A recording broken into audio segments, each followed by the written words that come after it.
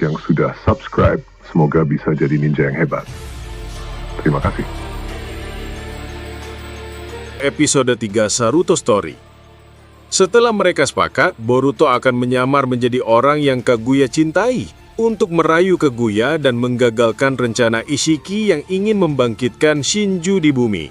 Malam itu, mereka berempat, yaitu Orochimaru, Boruto, Mitsuki, dan Saruto, segera menyusup ke rumah Kaguya. Langkah mereka pelan dan hati-hati, menyusuri halaman yang sunyi. Angin malam bertiup lembut, membuat dedaunan berdesir. Cahaya bulan separuh menerobos celah pepohonan, menyorot wajah mereka yang tegang. Di kejauhan, rumah Kaguya berdiri anggun, diterangi lampu redup yang membuatnya terlihat seperti istana kuno. Mereka berhenti di balik pohon besar, mengintip lewat jendela yang terbuka sedikit. Di dalam, Kaguya duduk bersama seorang laki-laki. Obrolan mereka terdengar samar-samar, diiringi tawa halus. Laki-laki itu tampak tenang, sementara Kaguya terlihat lembut. Berbeda dari citra mengerikan yang sering mereka dengar. Boruto menyipitkan mata, menahan napas sejenak, lalu berbisik pelan. Bagaimana ini? Sampai kapan kita harus menunggu? Saruto yang berada tepat di sebelahnya menoleh cepat, menatapnya dengan tajam seperti mata seekor elang. Tatapan itu membuat Boruto sedikit tegang. Kenapa ayah seperti tidak sabaran ingin berubah menjadi pria itu? Ucap Saruto dengan nada menggoda, meski suaranya tetap rendah. Mitsuki yang mendengar itu langsung menutup mulutnya, menahan tawa yang hampir pecah. Sepertinya ayahmu terlalu semangat, ujarnya sambil mengedipkan mata ke arah Boruto. Boruto langsung cemberut, bibirnya mengerucut. Kalian ini, gumamnya kesal. Orochimaru yang sejak tadi memperhatikan suasana hanya mengangkat alis dan berkata pelan. Bukan begitu Saruto, semakin cepat kita jalankan rencana ini, maka akan semakin baik. Kita tidak tahu berapa lama kesempatan ini ada. Mitsuki menoleh kembali ke jendela, lalu tiba-tiba tersenyum nakal. Ngomong-ngomong, cantik juga Kaguya itu ya.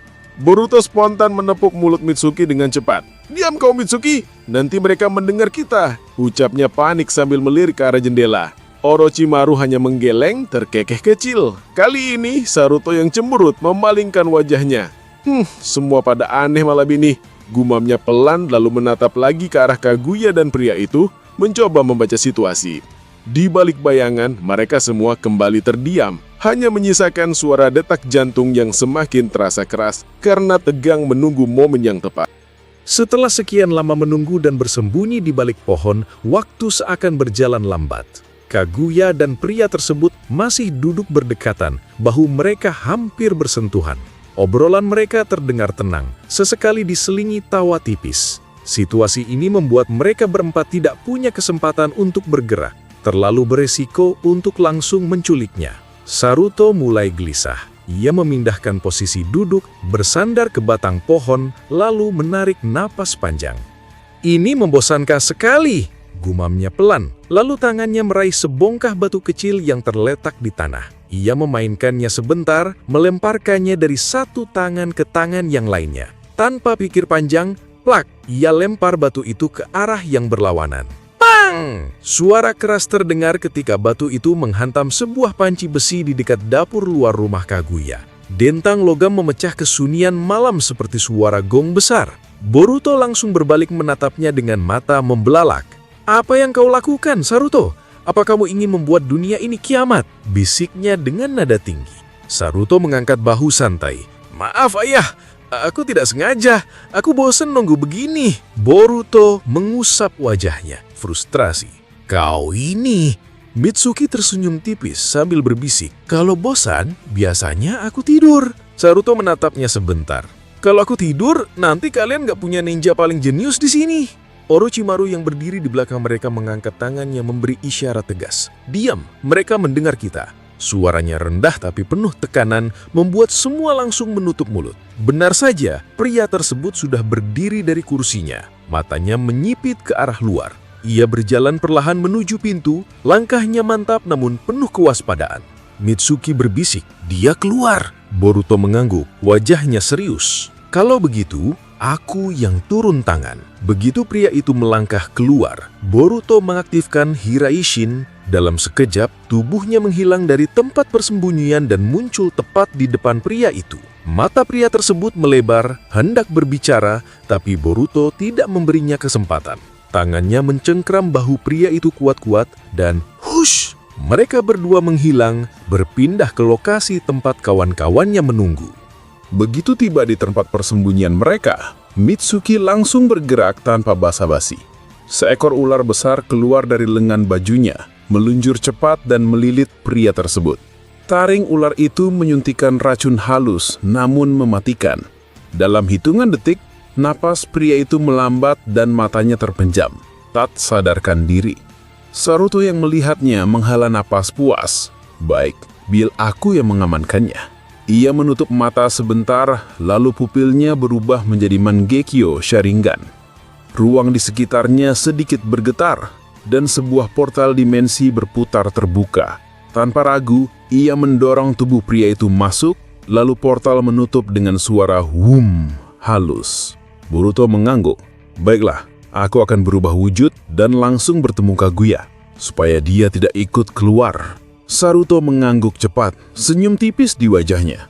Baiklah ayah, kami akan segera pulang ke tempat persembunyian. Dan jangan lupa, pesanku ya. Boruto hanya tersenyum, matanya menyipit sedikit, lalu berbalik. Tubuhnya mulai memancarkan cahaya samar, wajah dan tubuhnya perlahan berubah menjadi sosok pria tadi. Gerakan, suara, bahkan aroma tubuhnya identik. Orochimaru, Mitsuki dan Saruto mulai berjalan pulang. Suasana di jalan cukup sepi, hanya langkah kaki mereka yang terdengar. Mitsuki menoleh ke Saruto dengan senyum nakal. Apa kau mempercayai ayahmu, Saruto? Saruto mendesah. Entahlah Mitsuki sama. Kalau dia macam-macam, aku akan adukan pada ibuku. Mitsuki terkekeh pelan, membayangkan wajah Sarada yang pasti akan marah besar. Sementara itu, Boruto yang kini sudah sempurna menyerupai pria tersebut, melangkah kembali menuju rumah Kaguya. Setiap langkahnya terasa berat. Bukan karena takut, tapi karena ia tahu satu kesalahan kecil bisa membongkar penyamarannya. Saat ia membuka pintu, Kaguya langsung menoleh. Mata Byakugannya seolah menembus segala rahasia. Apa suara tadi? Tanya Kaguya. Nada suaranya lembut, tapi penuh rasa ingin tahu. Boruto menggaruk tengkuknya sambil tersenyum santai. Enggak tahu, aku cuma lihat seekor anjing berlari. Mungkin ulahnya karena melihat kita berduaan di sini. Mungkin anjing itu cemburu melihat kecantikanmu. Kaguya menahan tawa. Pipinya memerah tipis.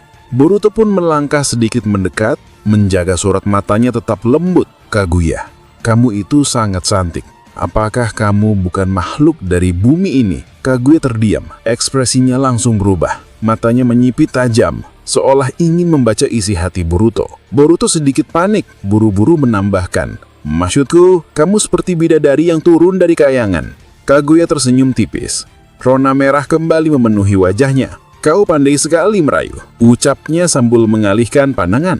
Malam itu percakapan mereka berlangsung lama. Boruto terus menjaga kata-katanya, memadukan candaan dan pujian, membuat Kaguya perlahan merasa nyaman. Namun di balik semua itu, ia tahu waktu terus berjalan dan di tempat lain, Ishiki pasti sudah mulai gelisah.